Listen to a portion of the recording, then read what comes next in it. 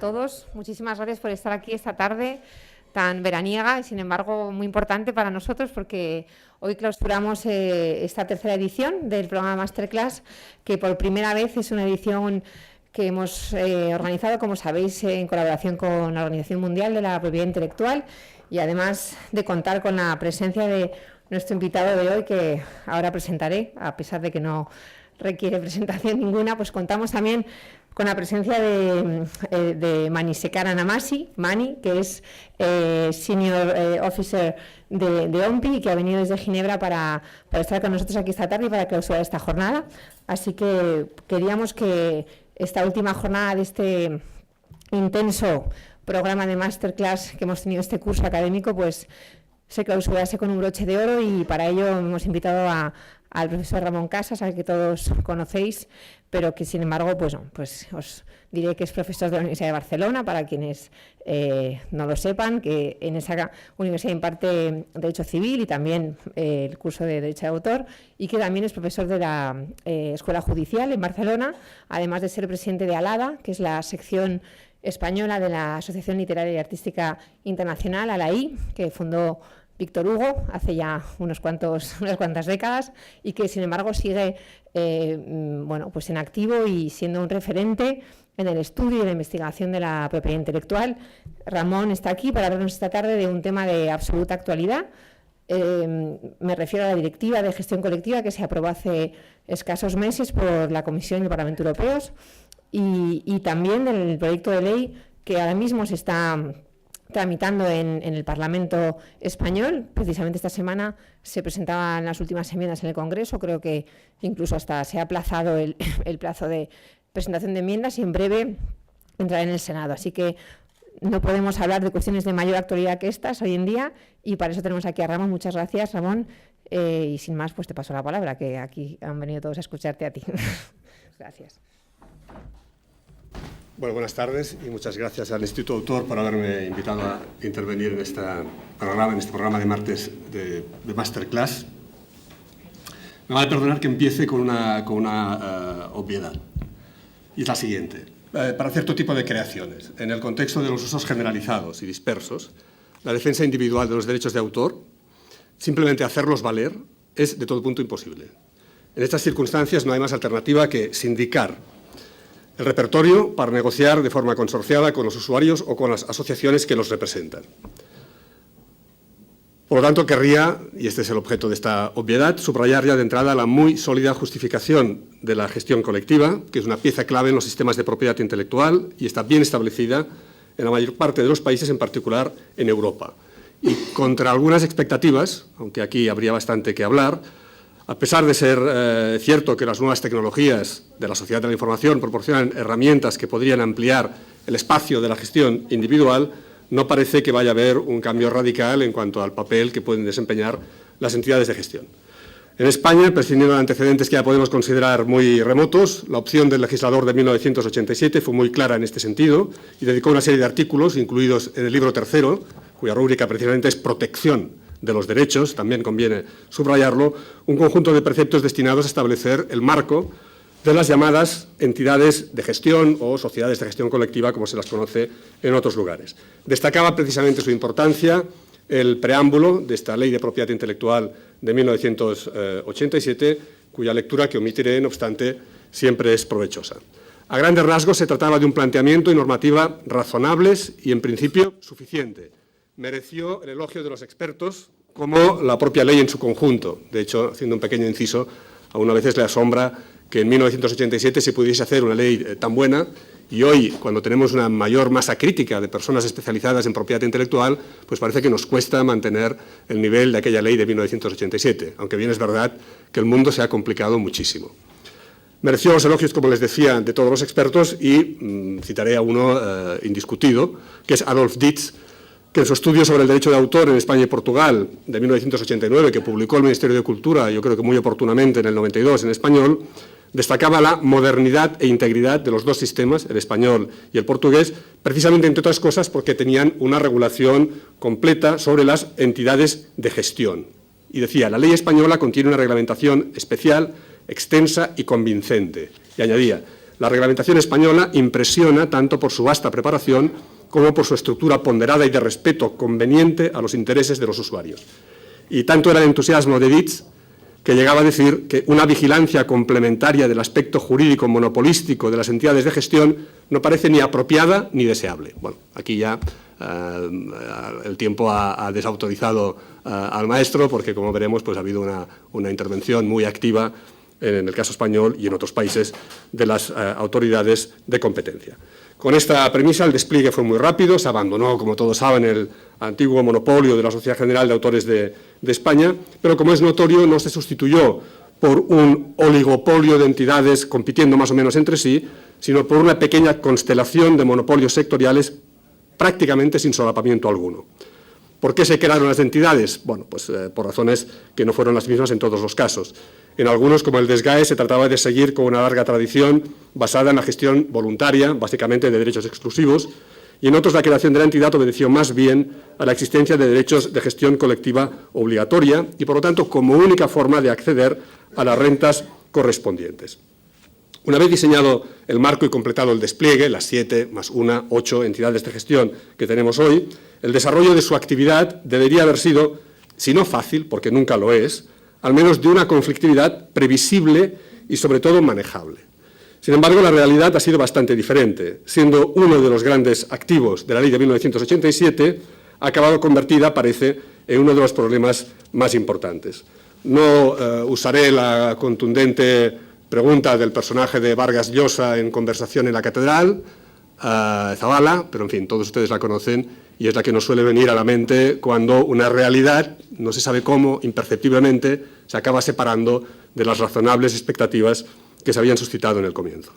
Un rápido repaso a la jurisprudencia de nuestros tribunales nos permitiría identificar algunos de los problemas. El primero afectó a un extremo clave y yo creo que conviene recordarlo porque debería evitarse tocarlo sin detenida reflexión.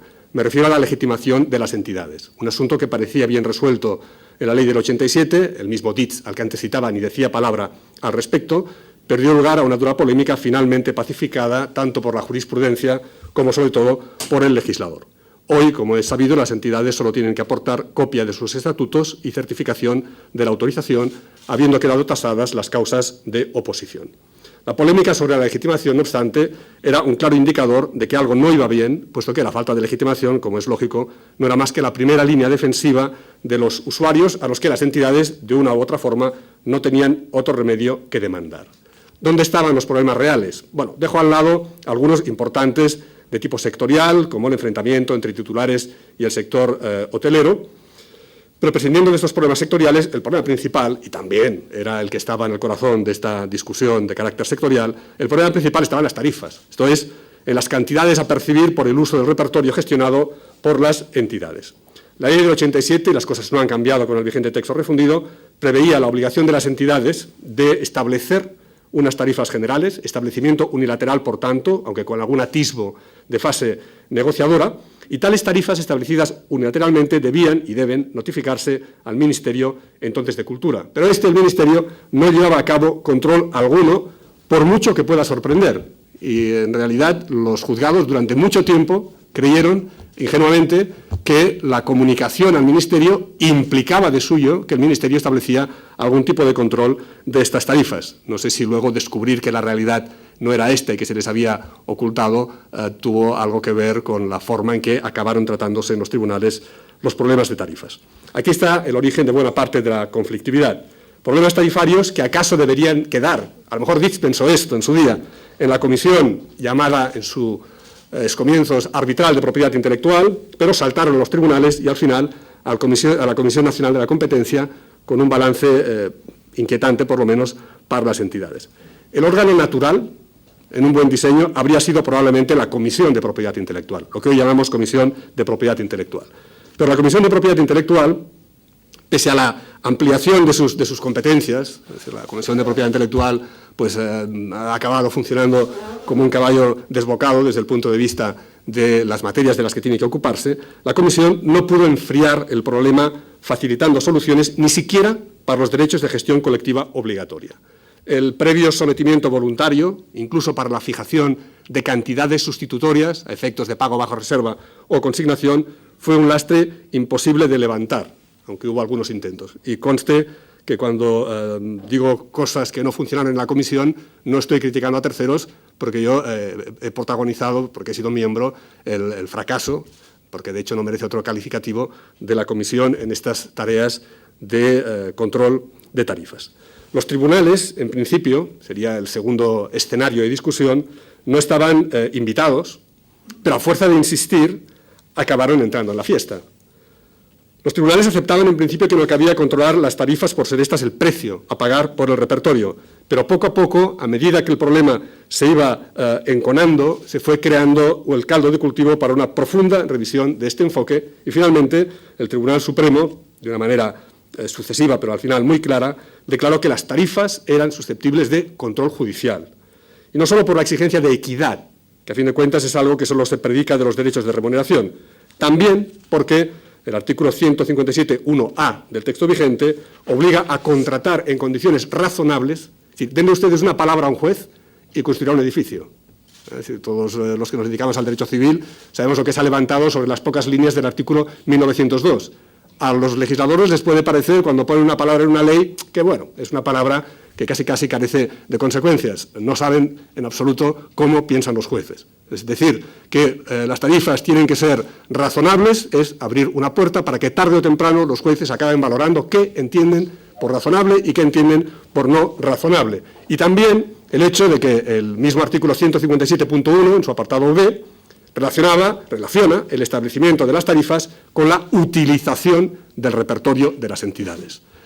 Probablemente ninguna de estas referencias se introdujo para permitir que los tribunales controlaran las tarifas, pero yo creo que ante la insistencia de las llamadas a la puerta de los órganos judiciales era una simple cuestión de tiempo que acabaron haciéndolo. Y luego, en paralelo, pues entró en escena un invitado al que no hubo que rogar mucho para que se presentara en la fiesta. Me refiero a la Comisión Nacional de la Competencia, que en varias resoluciones consideró que las tarifas de algunas entidades infringían la legislación de competencia por abuso de posición dominante. En el 2009 ya había elaborado un crítico informe sobre la gestión colectiva, algunos de cuyos planteamientos acabarían por aparecer con bastante claridad en el anteproyecto de ley que precedió al proyecto actualmente en trámite. La beligerancia de la Comisión Nacional de la Competencia, hoy Comisión Nacional de los Mercados y de la Competencia, guarda bastante relación con la reforma proyectada en materia de gestión colectiva. Las tarifas, no obstante, no eran el único problema, era el más estridente. Pero había y hay un problema más general relacionado con las bases del sistema y puede resumirse en las palabras eficiencia, transparencia y control. Las entidades de gestión son una herramienta en la que confluyen diversos intereses, con zonas de fricción y conflicto potencial. Están las relaciones ad extra, entidades usuarios, entidades otras entidades, pero también las relaciones ad intra, entidades y titulares de derechos de propiedad intelectual. Lo lógico es que existan mecanismos de control, directo o indirecto, por parte de los titulares, miembros o no, pero también ha de haberlos externos. La administración pública no puede quedar al margen. Las entidades gozan de algunos privilegios. La palabra privilegios la tengo escrita en cursiva y entre comillas, por tanto entiéndanla. Básicamente dos: el monopolio de la gestión obligatoria y, sobre todo, la especial legitimación del artículo 150 del texto refundido de la Ley de Propiedad Intelectual. A cambio, han de quedar sujetas al control de la Administración. Un control ex ante, autorización, y un control ex post. Este último control, sin embargo, ha fracasado y en algún caso con estrépito mediático. Este fracaso tiene probablemente su origen o su excusa en el conflicto competencial entre el Estado y las comunidades autónomas, que se resolvió no muy bien con la sentencia del Tribunal Constitucional 196/1997, cuyo contenido y efectos creo que conocen ustedes bien y creo que también conocen la segunda parte del conflicto competencial abierta con ocasión de la aprobación del Estatuto de Autonomía de Cataluña. El desconcierto resultante de estas dos sentencias es una de las cuestiones que el proyecto quiere resolver, aclarando cuáles son las competencias que en materia de ejecución deben corresponder al Estado central y al Estado, que también lo es, autonómico. Los términos en los que se hace podrían ser bastante opinables. Desde luego que desde Cataluña, por ejemplo, que es la comunidad autónoma en la que yo resido, pues probablemente se verán como una pieza más de un mosaico que empieza a adquirir tintes inquietantes desde el punto de vista de las competencias de la comunidad autónoma. Pero bien, mientras se producían estas discusiones, que llegaban al Tribunal Constitucional, no había un control efectivo de la actividad de las entidades de gestión, cosa que propició, o si se prefiere, no permitió evitar algunos sucesos de todos conocidos que han enturbiado enormemente un debate que debía plantearse estrictamente en términos de control, eficiencia y transparencia, es decir, en términos de una mejor tutela de los intereses de los titulares, de los intereses de los usuarios y de los intereses de la sociedad en su conjunto. Este problema de la gestión colectiva en una sociedad globalizada, como es lógico, no se limita a España, es un problema europeo. Dietz, en este estudio al que me vengo refiriendo, ya llamaba la atención sobre la europeización de la actividad de gestión. Y esta tendencia dio lugar a diversos estudios y documentos, entre los que cabe destacar, y probablemente todos ustedes los han leído y manejado, la comunicación sobre gestión del año 2004, una recomendación del año 2005, la propuesta de directiva de 2012, y vean cómo empiezan a discurrir en paralelo nuestro proyecto y la directiva, y finalmente la directiva de 2014, que se aprobó pues, prácticamente con pocos días de diferencia con la entrada del proyecto de ley en el Parlamento español. Como puede verse por el título de la directiva, directiva relativa a la gestión colectiva de derechos de autor y afines y a la concesión de licencias multiterritoriales de derechos sobre obras musicales para su utilización en línea, tomo aire, en el mercado interior, como pueden ver, ya no es solo una directiva que nos hable de problemas transfronterizos, es lisa y llanamente también una directiva sobre gestión colectiva.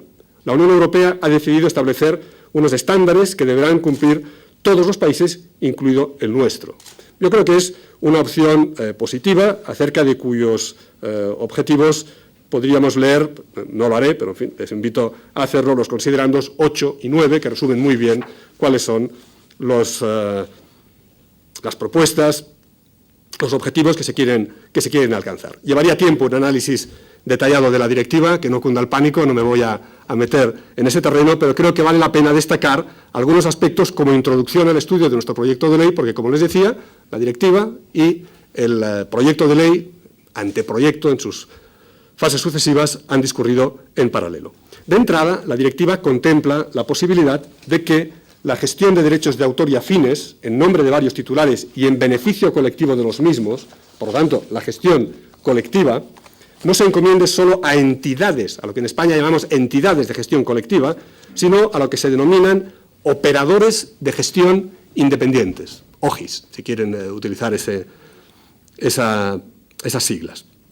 La diferencia entre las entidades y otros, los operadores, radica en que las primeras, las entidades, son propiedad o están bajo el control de los titulares de derechos, sus miembros, o si no lo están, carecen de ánimo de lucro, entonces se deja la posibilidad abierta de una estructura fundacional para las entidades de gestión.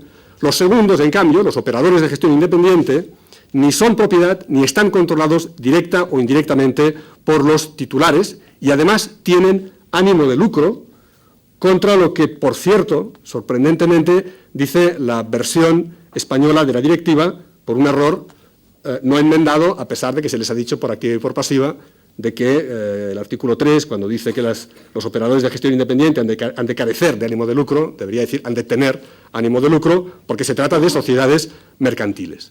Las entidades de gestión y los operadores independientes, de acuerdo con la directiva, no se sujetan exactamente a las mismas reglas, aunque también, en el caso de los operadores, se procura salvaguardar los intereses de los titulares. Es decir, también están presentes estos operadores independientes en la directiva y también están sujetos a algunas de las normas que se aplican a las entidades de gestión.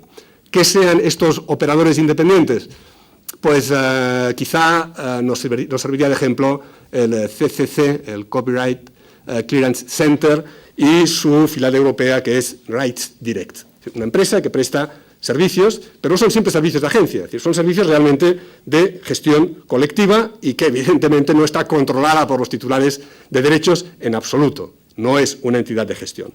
Con esa base y por lo que respecta a las entidades de gestión, esta sí, en sentido estricto, dejo a un lado a los operadores, la directiva se ocupa de las tres relaciones esenciales: titulares y entidades y usuarios, y también, lógicamente, estamos hablando del espacio europeo, de las entidades vinculadas por acuerdos de representación, que es una cuestión muy importante en la directiva. En cuanto a la relación entre titulares de derechos y entidades, la directiva se aplica a asegurar a los titulares una mayor libertad, a robustecer su posición en el seno de la entidad, así como a incrementar la eficiencia en la recaudación y reparto. Resumiré, lo que aquí tengo un poco más in extenso, las ideas clave. Mayor libertad. Los titulares de derechos no deben ser una suerte de clientela cautiva. Y a este objeto se les reconoce un amplio derecho de elección. Elija usted la entidad que quiere, elija usted qué derechos quiere encomendar a esta entidad, elija usted el ámbito territorial de la gestión. También se les reconoce, desde el punto de vista de esta mayor libertad, un confortable derecho de salida. Las entidades están obligadas a aceptar la gestión, pero los titulares no tienen por qué atarse a ellas como si se tratara de un matrimonio. Mal ejemplo. Mal ejemplo básicamente porque el matrimonio ya no es lo que era, es decir, no ata nada. Es decir, no sabe cualquiera que haya leído últimamente el Código Civil, pero en fin, es el que me ha venido a la mente.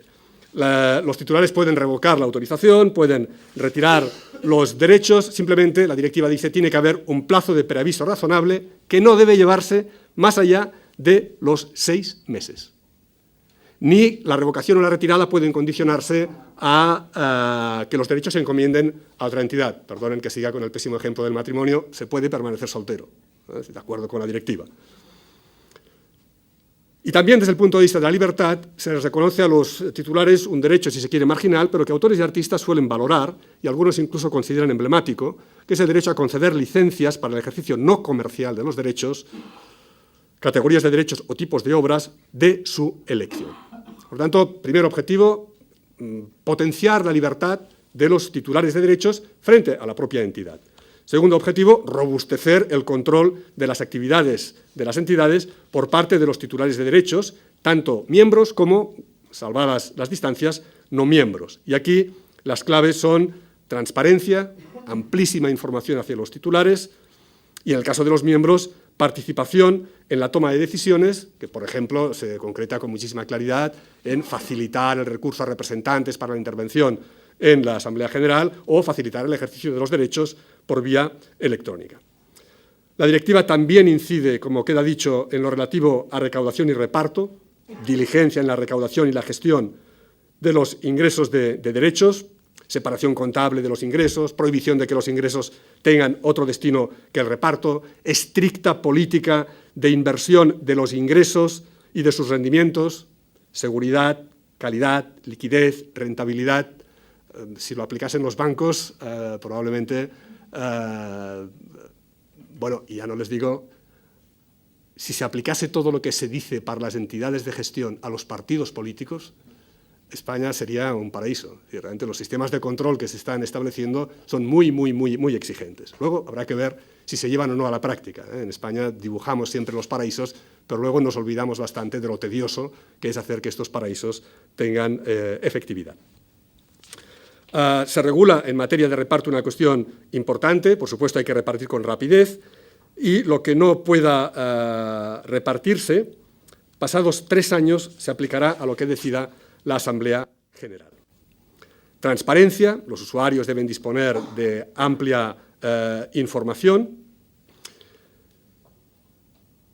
Y en el segundo gran pilar, el primero sería el de la relación entre titulares y entidades, el segundo sería el de la relación entre las entidades y los usuarios.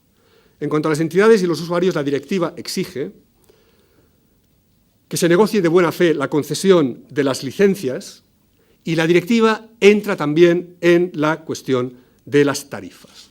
Exige que los titulares perciban una remuneración adecuada y que las tarifas aplicadas tanto a derechos exclusivos como a derechos de remuneración sean razonables, teniendo en cuenta, entre otros factores, el valor económico de la utilización de los derechos negociados y el valor económico del servicio prestado por la entidad.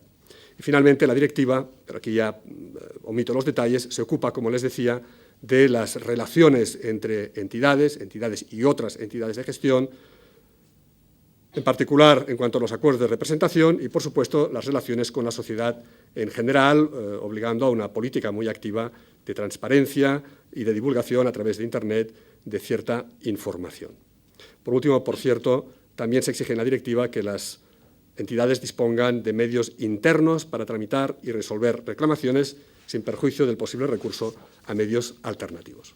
Bueno, ¿y qué pasaba en España mientras se iba tramitando y se aprobaba esta directiva a la que habrá que dar cumplimiento a más tardar el 10 de abril de 2016? Aquí tenemos cierto plazo, cierto margen. No nos pasa como con las otras dos directivas pendientes de implementación, una ya fuera de plazo y la otra a punto de vencer.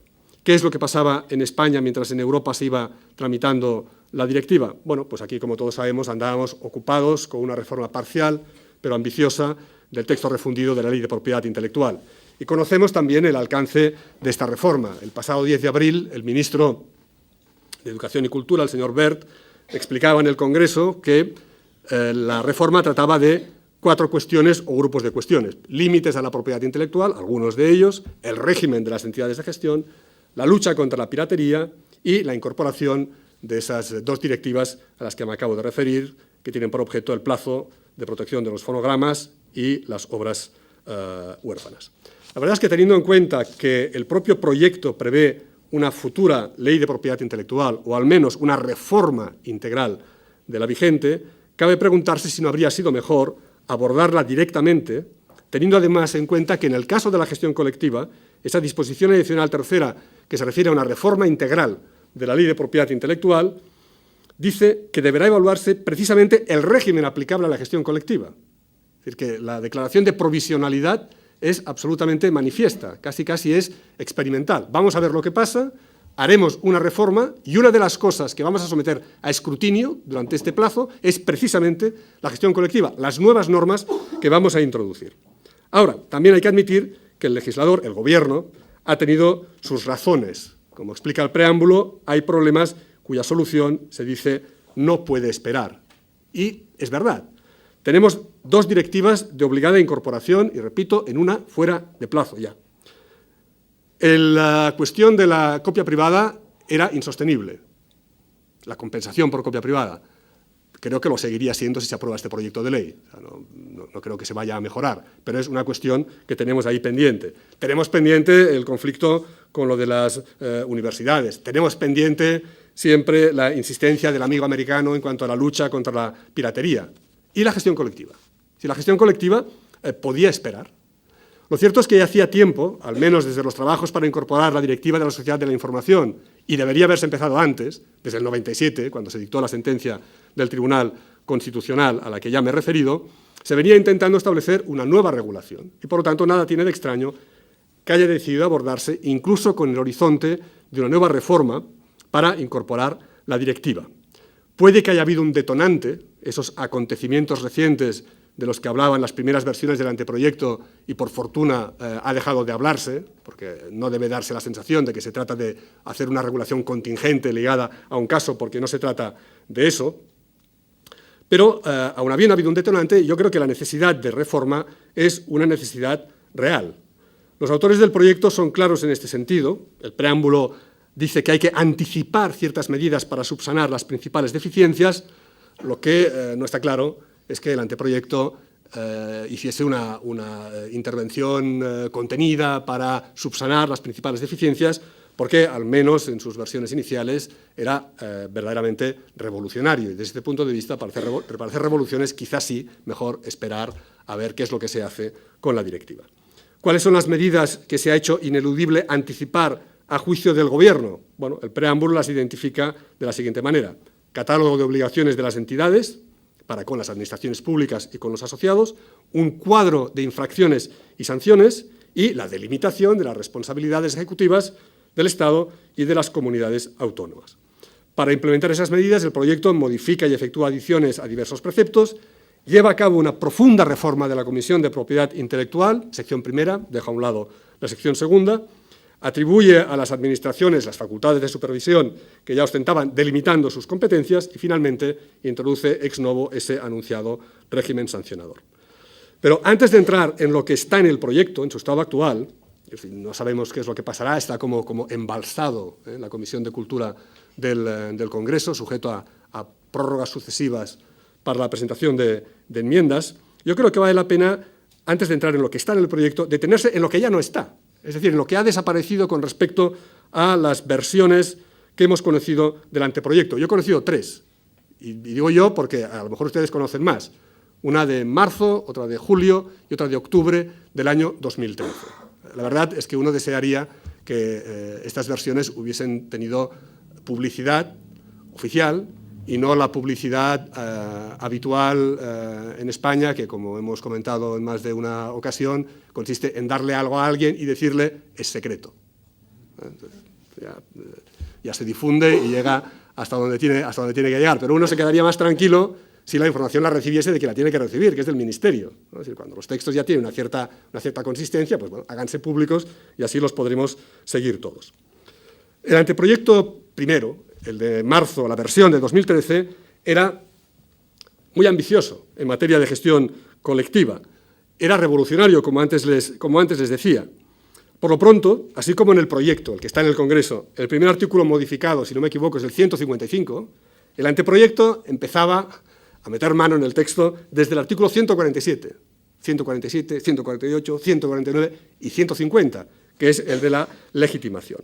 La revolución se centraba en 2 puntos interrelacionados. 1, la apertura real de la gestión colectiva de derechos a cualquier persona física o jurídica. 2, la supresión del tradicional sistema de legitimación establecido en el artículo 150 del texto refundido.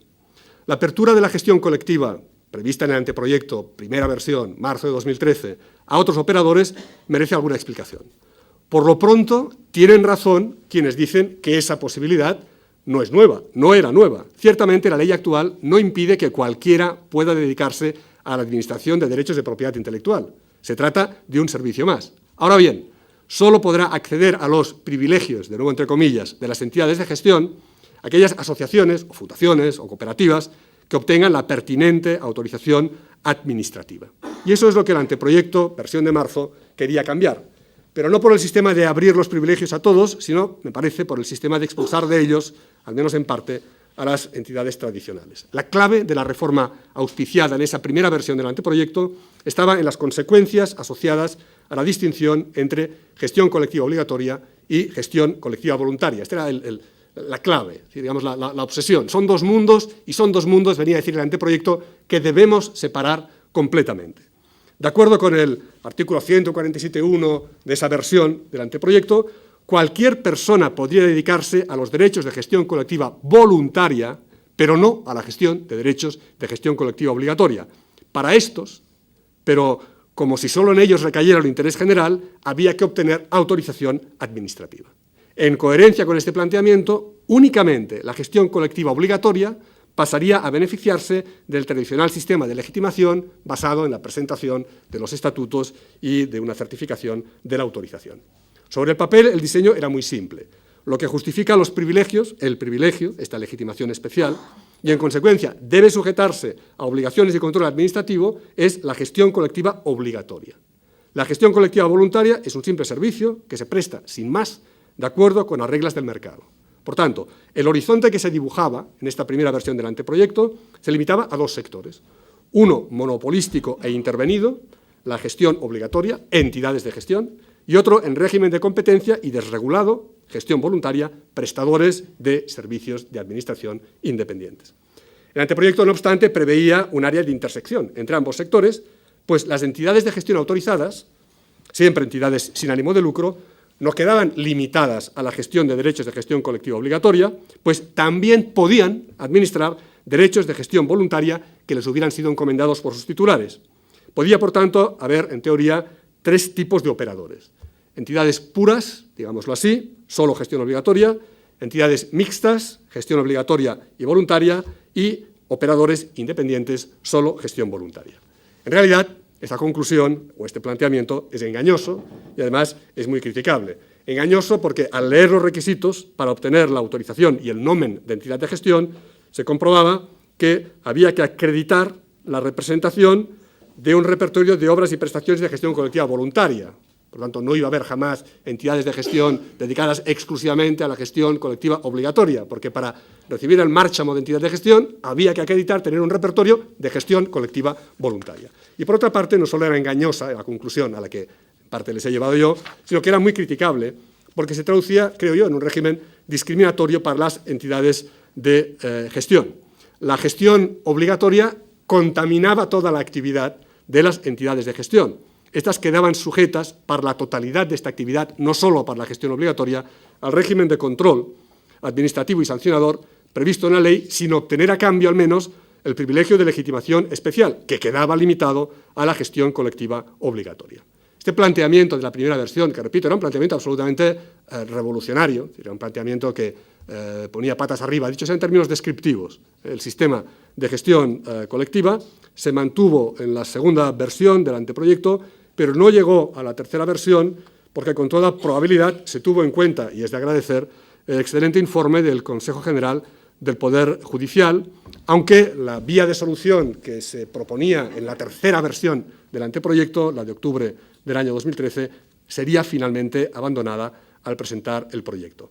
La última versión del anteproyecto, la de octubre de 2013, resumía su idea en un párrafo que ha desaparecido del preámbulo del proyecto. Decía: se estima necesario asimismo que aquellos operadores económicos que gestionan derechos de gestión colectiva voluntaria y que llevan a cabo su actividad en un sector de mercado en el que compiten con las entidades de gestión, se sometan a una regulación que ofrezca ciertas garantías a titulares y usuarios y sirva al interés general de la colectividad. La idea era en sintonía con la directiva, por tanto yo creo que sí que ha habido comunicación entre ambos procesos. La idea era: controlemos también a los llamados operadores independientes. Y a este objeto lo que se hacía era regular las dos fórmulas, entidades de gestión, que gestionarían derechos de gestión colectiva obligatoria, pero también se podían dedicar a la gestión de derechos exclusivos. Por cierto, un inciso, todos sabemos que gestión colectiva voluntaria y derechos exclusivos y gestión colectiva obligatoria y derechos de remuneración coinciden casi, pero no totalmente. Y esto en algunas de las versiones del anteproyecto se ha olvidado y habría que tenerlo en cuenta, porque hay derechos de simple remuneración que no son de gestión colectiva obligatoria, el derecho de participación de los artistas plásticos, y hay derechos de carácter exclusivo, el derecho de distribución, que sí son objeto de gestión colectiva obligatoria. Es decir, que no demos por supuesto, y en el proyecto, o al menos en el anteproyecto se hacía, que hay una total simetría entre esos conceptos. Esta distinción, las entidades sujetas a autorización, los operadores sujetos a simple comunicación, también se proyectaba sobre el régimen de legitimación. Se restituía en la última versión del anteproyecto el viejo mecanismo legitimador, viejo actual, a las entidades de gestión, estatutos y certificación de la autorización, sin distinguir, y esta era la novedad con respecto a las versiones anteriores, entre derechos de gestión colectiva voluntaria y obligatoria, y luego se creaba para estos operadores de gestión independientes, como les llama la directiva, un sucedáneo de legitimación excepcional. Tenían que aportar solo sus estatutos, la copia de su norma interna de funcionamiento, la autorización ministerial, es decir, la comunicación al ministerio, en su caso, y para ahorrarles la presentación de todos los contratos, se decía que bastaría una declaración fehaciente de las obras y derechos representados. Como se ve, el anteproyecto exploraba la vía diseñada por la directiva, la fase en la que se encontraba, pero el edificio quedaba a medias, y así lo entendió en su informe el Consejo de Estado. Es decir, el Consejo de Estado, es decir, que ha habido dos grandes informes extraordinariamente útiles para mejorar el texto del anteproyecto, que han sido el informe del Consejo General del Poder Judicial, repito, magnífico, y luego un informe del Consejo de Estado. En el informe del Consejo de Estado se decía, bueno, está bien que aparezcan nuevos agentes en el mercado de la prestación de servicios de gestión colectiva, pero ponemos en duda, decía el Consejo de Estado, que esta figura haya sido objeto de suficiente reflexión. Y decía, el anteproyecto debe ser objeto de una profunda revisión a la vista de lo establecido en aquel momento todavía propuesta de directiva, pero ya era casi inminente su conversión en directiva, a fin de poder precisar cuál es el exacto régimen jurídico de estos operadores. No se puede decir simplemente que actúen conforme a las reglas del mercado.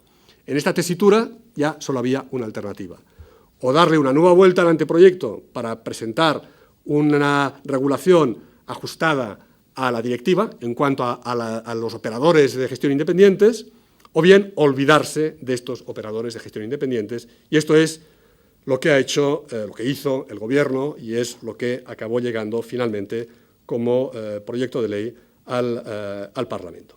Y vayamos rápidamente ya al proyecto.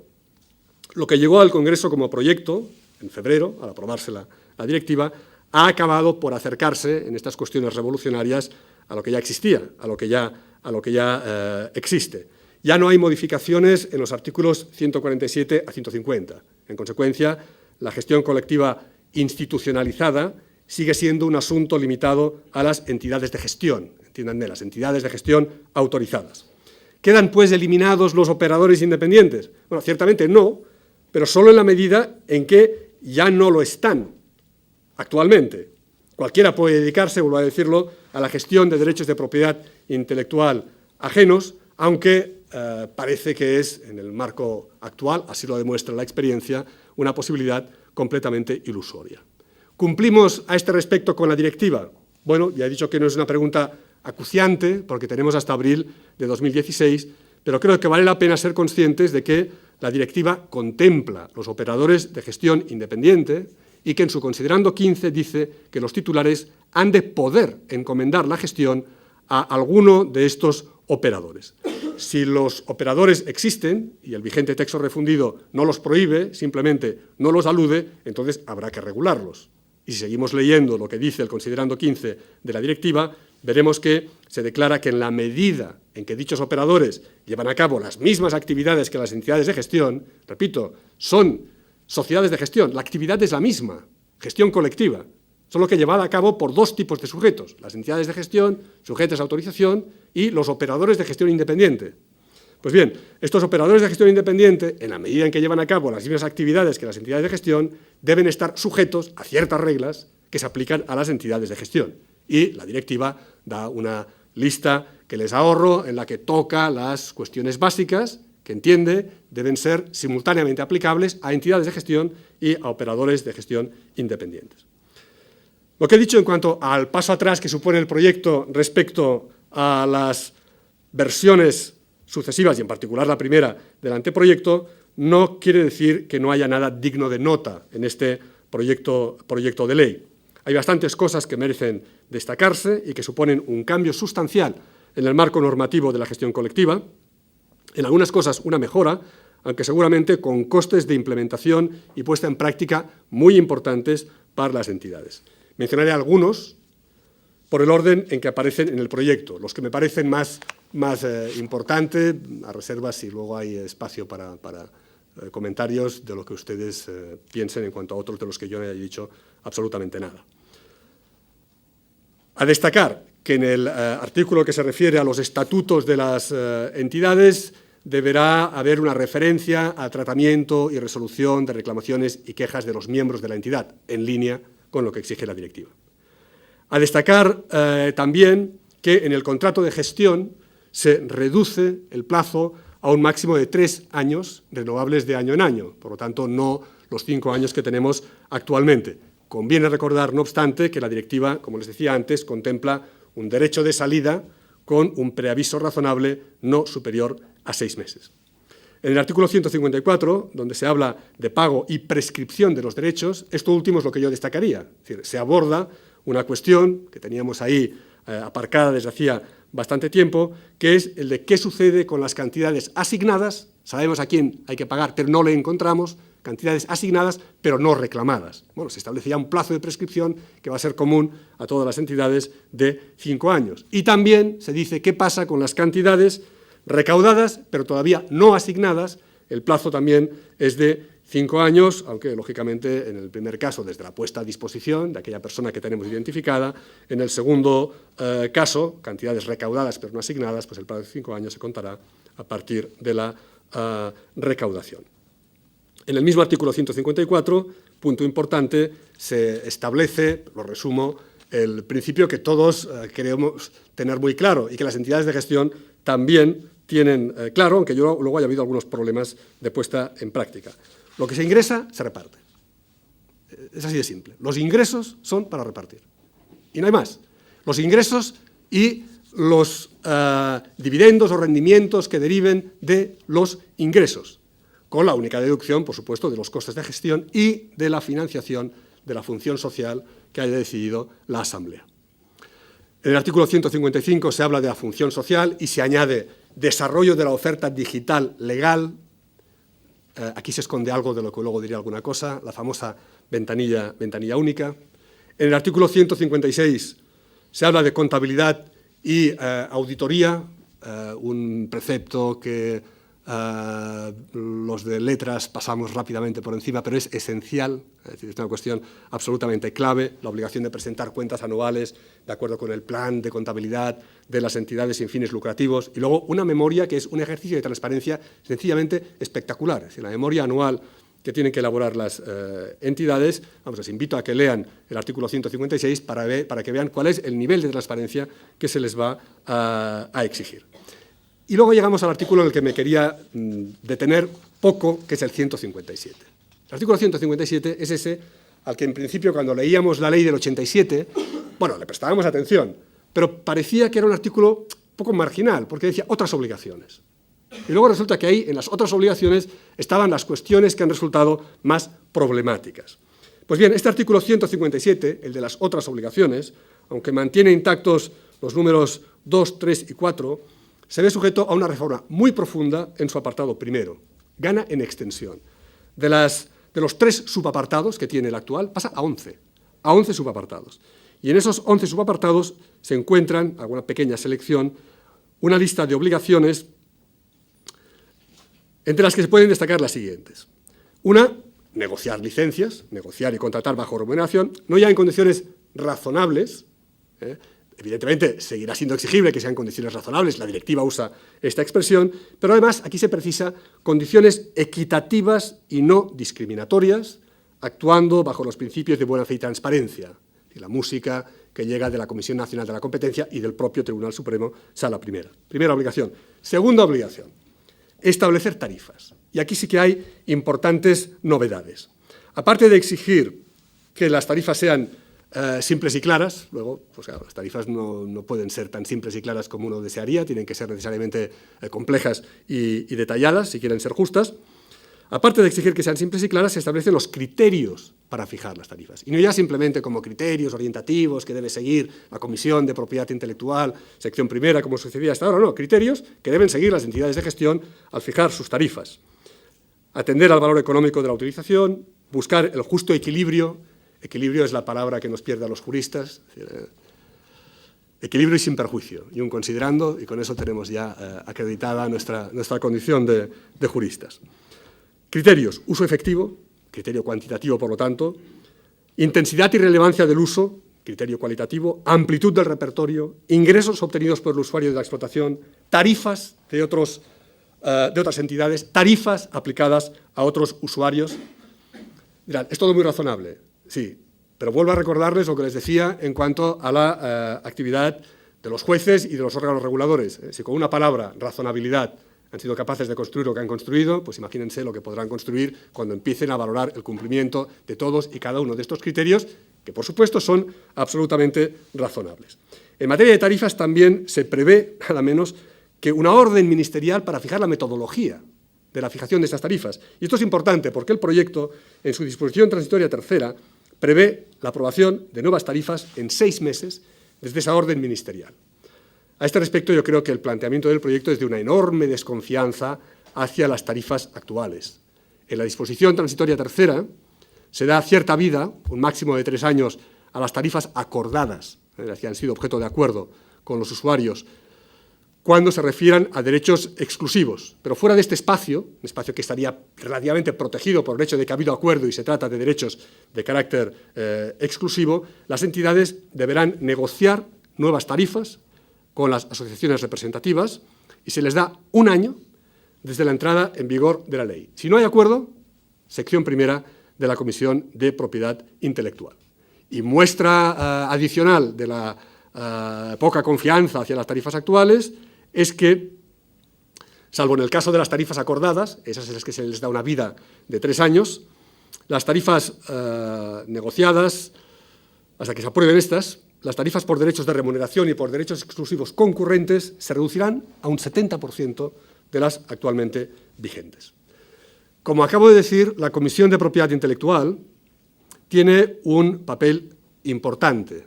Entonces, se va a reequilibrar, parece, esa relación entre Comisión de Propiedad Intelectual, Comisión Nacional de la Competencia y tribunales. Parece que ahora lo que se quiere es que se reduzca la conflictividad en los tribunales, que la Comisión Nacional de la Competencia tenga que intervenir lo mínimo, que es lo lógico, pero que tenga una intervención activa la Comisión de Propiedad Intelectual, sección primera, a la que se atribuye expresamente una nueva función de determinación de tarifas que nunca había tenido. A destacar telegráficamente 4 cosas de esta nueva función de la Comisión de Propiedad Intelectual, sección primera. Solo se aplica a derechos de gestión colectiva obligatoria, aunque también, y habrá que ver qué es lo que significa esto exactamente, a los derechos de gestión colectiva voluntaria concurrentes con derechos de gestión colectiva obligatoria.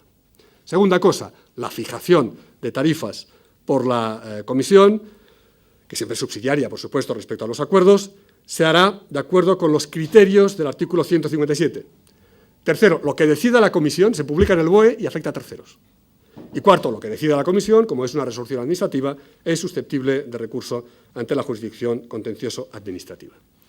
Función de determinación de las tarifas, pero también función de control de las tarifas. Esta función parece que se proyectaría, y no es exactamente la misma, sobre las tarifas no fijadas por la propia Comisión de Propiedad Intelectual, aun siendo de competencia de la Comisión de Propiedad Intelectual, y también se proyectaría sobre aquellas que no son de su competencia. Y a ver si me explico. La Comisión de Propiedad Intelectual, sección primera, va a determinar tarifas, pero lo va a hacer solo para los derechos de gestión colectiva obligatoria y los derechos exclusivos que concurran con los de gestión colectiva obligatoria. Fonogramas, derechos de los artistas y el derecho exclusivo de los productores de fonogramas. Solo ahí va a determinar tarifas. Pero luego hay una función de control. Claro, la función de control ya se extiende a todas las tarifas, no solo a esas a las que me acabo de referir, para las cuales tiene una función más incisiva de determinación. Estas otras tarifas, que pueden ser las de los derechos exclusivos, sin más, estas otras tarifas van a ser controladas por la Comisión de Propiedad Intelectual, que tendrá, en este caso, funciones, bueno, dicho así suena feo, pero más o menos es esto, funciones de delación. Es decir, si usted detecta que las tarifas que usted no ha fijado, o las tarifas sobre las cuales no tiene competencias, son tarifas no equitativas o discriminatorias, entonces denúncielo ante la Comisión de Propiedad Intelectual. Y 2 cosas más, y con esto acabo porque estoy abusando de su tiempo y su paciencia. Una, la ventanilla única, la famosa ventanilla única. Entre la lista de obligaciones del nuevo artículo 157.1 previsto en el proyecto, apartado E, está participar en la creación, gestión, financiación y mantenimiento de una ventanilla única de facturación y de pago. Esto es, los usuarios, a través de esta ventanilla, podrán conocer el coste individual a pagar por el uso del repertorio que pretenden llevar a cabo y además deberán pagar, a través de esa ventanilla, la cantidad que a cada uno de ellos le corresponda. Bueno, es un objetivo muy ambicioso, quizá demasiado, al que también se refiere, y dicho coloquialmente, metiendo prisa, la disposición adicional primera, que lleva esa rúbrica que nos habla de medidas de reducción de los costes de transacción. Es decir, esta disposición adicional da a las entidades de gestión un plazo de 5 meses, desde la entrada en vigor de la ley, para acordar los términos de creación, financiación y mantenimiento de la ventanilla. Si en 5 meses no hay acuerdo, entonces, sección primera, la verdad es que yo que he estado en la Comisión de casi ya, lamento no estar, porque es que esto puede ser una cosa extraordinaria, es decir, la actividad y los frentes que van a tener que cubrir son todos, lo digo en términos muy neutrales, estimulantes. Aquello que dice, ojalá vivas tiempos interesantes. Veremos, el trabajo que se les viene encima es muy importante. También este. Es decir, sí, las entidades de gestión, en el breve plazo de 5 meses después de la entrada en vigor de la ley, hoy proyecto, no han sido capaces de acordar los términos de creación y funcionamiento de esta ventanilla única, la sección primera de la Comisión de Propiedad Intelectual, en 3 meses, y entonces aquí viene lo que quizá sea la vía de escape, la válvula, en 3 meses podrá dictar una resolución. La palabra es podrá, no dice dictará, dice podrá. Si yo estuviera en la sección primera, me acogería al podrá. Ahora, lo que no sé es si, pasados estos 3 meses, conserva la competencia, o ya es una cuestión que pasará a quien corresponda, que es probablemente lo que resultaría de una lectura literal de esta disposición. Y el último punto, vean que ya cierro la carpetilla, es el de la distribución competencial. Estado, comunidades autónomas. El planteamiento del proyecto de ley pues, es un planteamiento escrupuloso con lo que resulta de la jurisprudencia del Tribunal Constitucional. Esto es, el Estado central, el Ministerio, conserva la entrada y la salida, es decir, autorizar o revocar la autorización de las entidades de gestión, pero lo que es la ejecución, el control, la supervisión de las entidades, ahí pueden deben intervenir las comunidades autónomas con competencias, aunque, y aquí viene el truco, únicamente en relación con aquellas entidades que desarrollen su actividad ordinaria principalmente en el territorio de la comunidad autónoma. Y se entiende que una entidad de gestión desarrolla su actividad principalmente en el territorio de una comunidad autónoma cuando el 50% de sus socios tengan el domicilio en esa entidad y cuando además de ella proceda el 60% de la recaudación. En otro caso, esto es, todas las entidades de gestión actualmente aprobadas, la competencia de supervisión va a ser una competencia radicada en el Ministerio de Cultura. No voy a hacer profecías respecto a si esto acabará o no acabará en el Tribunal Constitucional, bueno, aunque podría hacerla acogiéndome a lo que se suele decir de lo que separa a un profeta de un charlatán. Es decir, el profeta dice que pasará en el futuro, pero jamás cuándo. Pues bien, gracias por su atención y a su disposición si quieren comentar alguna cosa.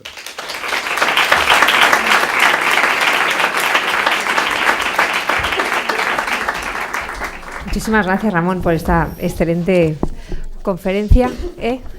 Vale. Bueno, realmente has hecho un recorrido muy minucioso de lo que han sido estos 2 años ya, si no me equivoco, de borradores de anteproyecto y de aprobación también de esta directiva de gestión colectiva en paralelo. Y la verdad es que escuchándote a ti parece facilísimo y se nos olvida lo complejo y los vaivenes que ha tenido todo este proceso. Antes de pasar al acto de entrega de diplomas, no quiero dejar pasar la oportunidad de que podamos hacer preguntas a Ramón Casas y generar un debate en torno a estas cuestiones. Así que, por favor, adelante. Si hay preguntas.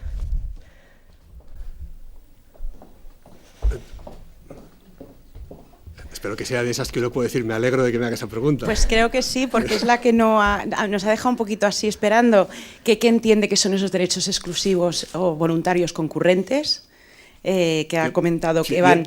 Yo entendería que son esos derechos. Yo pienso exactamente en el caso de los productores de fonogramas. Es decir, es un caso en el que está la peculiaridad española, en la que alguien que ostenta el derecho exclusivo también está presente en el reparto de los derechos de simple remuneración y, por lo tanto, en realidad es un paquete que hay que resolver de manera conjunta. No creo, aunque la literalidad de la norma pues, permitiría mucho, que haya que ir más allá. Porque si no, entonces habríamos dado a la Comisión de Propiedad Intelectual competencias para fijar los derechos exclusivos en todo caso. Es decir, yo creo que la idea de concurrencia hay que acotarla mucho y hay que acotarla a ese caso que es un caso muy particular y bastante bien conocido por la conflictividad que ha suscitado. No llevarla más allá, porque si no, en cualquier actividad concurren derechos de remuneración y derechos exclusivos. Y otra cosa que no ha comentado, pero que es un tema que nos interesa mucho, en el tema de la copia privada, ¿Qué opina el tema de las licencias en línea y sobre todo de las nubes? Si ahí entiende que tendría que ir vía copia privada o vía licencias exclusivas o un sistema de licenciamiento y no de remuneración vía copia privada, como se está debatiendo tanto a nivel europeo como en la ley española, que parece que cierra la posibilidad de que la copia privada, que se tenga en cuenta como copia privada las nubes en Internet y las licencias en línea. Sí, parece que el proyecto español, que como todos saben, pues ha decidido definir el límite en función de la cantidad que se desea pagar, pues excluye del concepto de copia privada las copias que se hacen a partir de puesta a disposición interactiva. Supongo que con la idea de que esas copias son copias, no diré que licenciadas, pero sí autorizadas. Autorizadas por el propio titular, en la medida en que las ha puesto ahí a disposición sin blindarlas con medidas tecnológicas. Pero creo que es una cuestión sobre la que habría muchísimo que discutir y quizá habría sido más razonable entender que eso son copias privadas. Yo creo que la definición de copia privada que se hace en el proyecto es una definición poco acorde con la común opinión de los juristas y con lo que sienten los ciudadanos. Tendría que ser algo más parecido a la noción de copia privada que teníamos establecida con anterioridad y entonces definir la compensación en función de esa copia privada. ¿Alguna pregunta más? Es la última oportunidad a este curso para hacer preguntas, así que os animo a ello. Yo creo que les he agotado, de hecho, lo que hacen los malos profesores, que es aplastar. Bueno, pues entonces hablando rápido y diciendo muchas cosas. Me vais a permitir que agradezcamos a Ramón Casas su presencia aquí con un fuerte aplauso.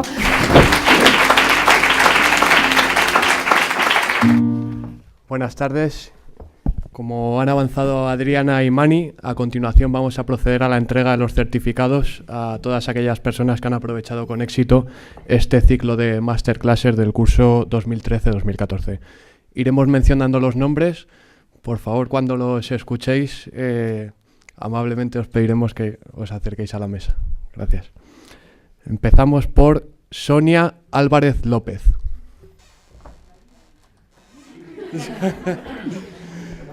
No ha venido Sonia.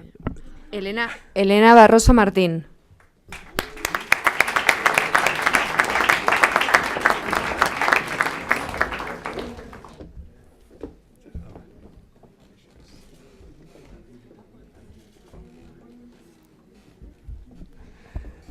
Andrea Batalla Eguidazu.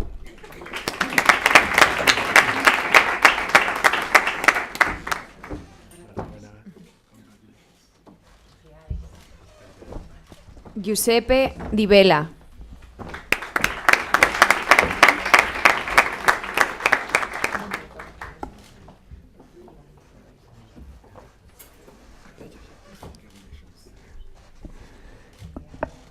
Ilia Blanco Armenteros.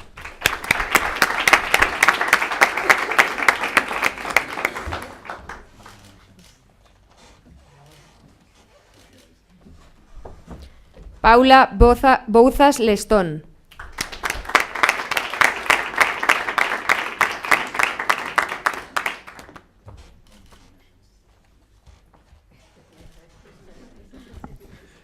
Lucía Barañova Campa.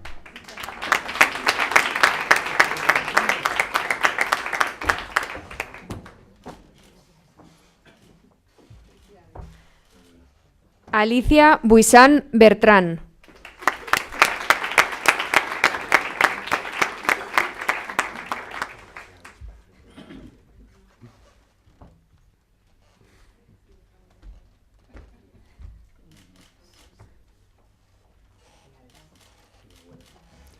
Bitnari Cho Kim.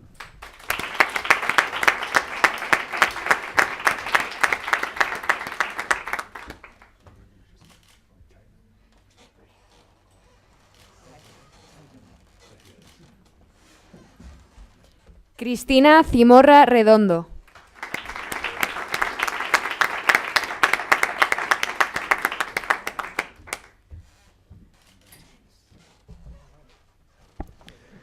Kiko Duret Gutiérrez.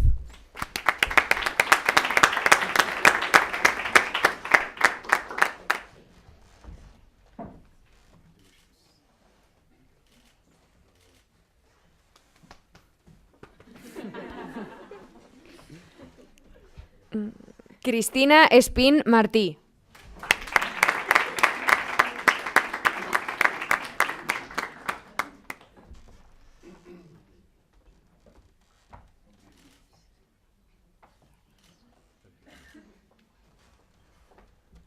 Tamara Espinosa Pérez.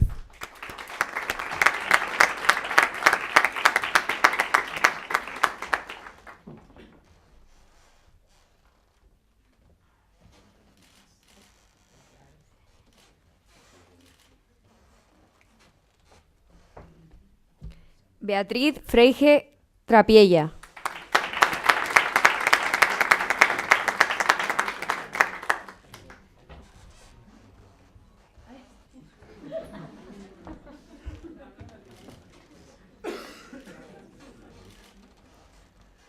Ana Sofía Gallastegui Fernández.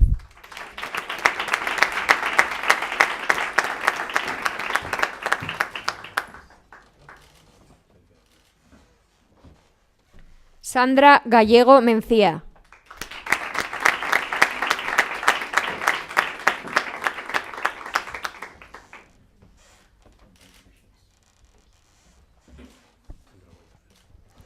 Esther Gómez Romero.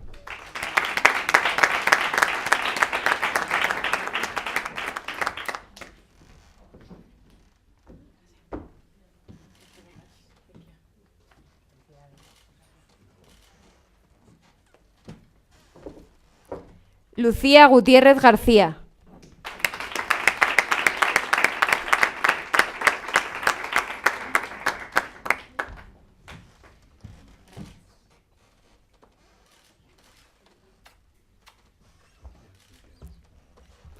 Rubén Heredia Pérez.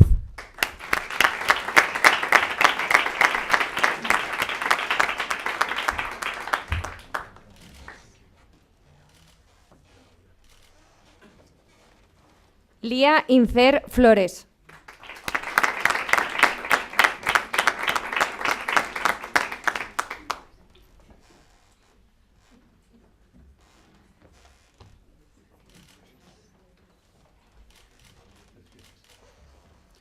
Mireia Kelly Asús.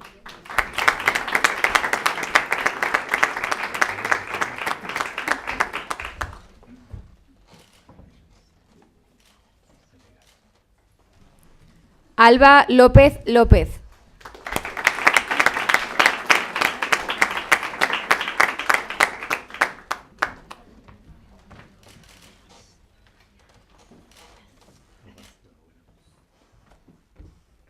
Leticia Martín Ferreiro.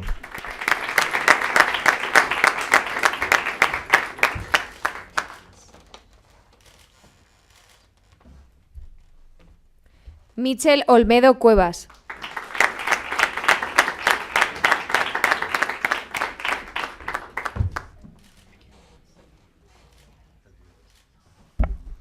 Leonardo Ortega Lugo.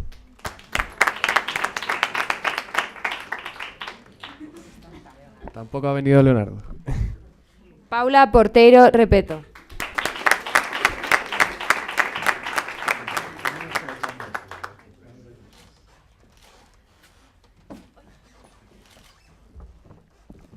Alejandro Quintana Vega.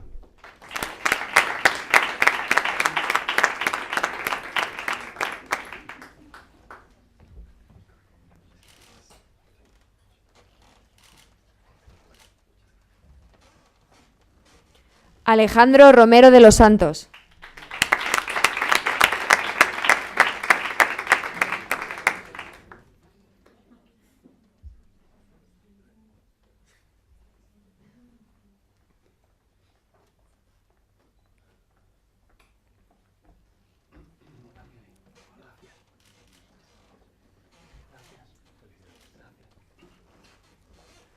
Eva Ruiz Moscosio.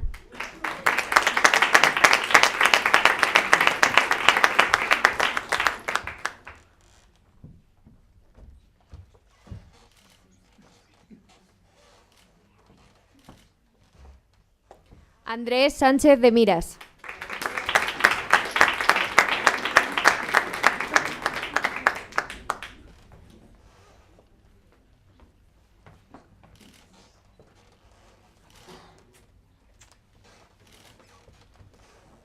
Inmaculada Sanza Gutiérrez.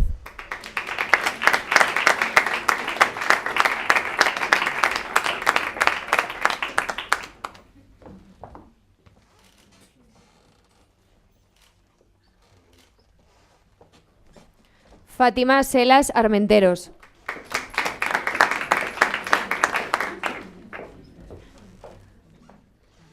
María Sosa Quesada.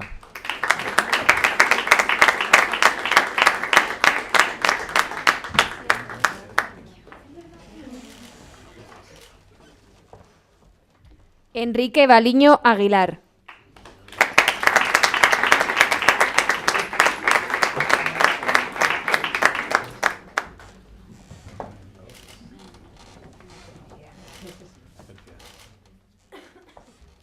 Eva Sánchez de Hoyos.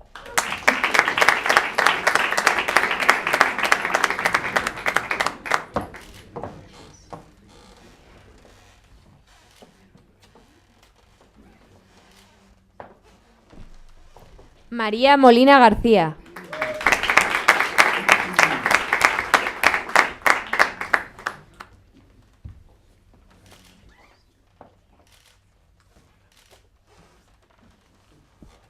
Y Bárbara Espinosa Calzadilla.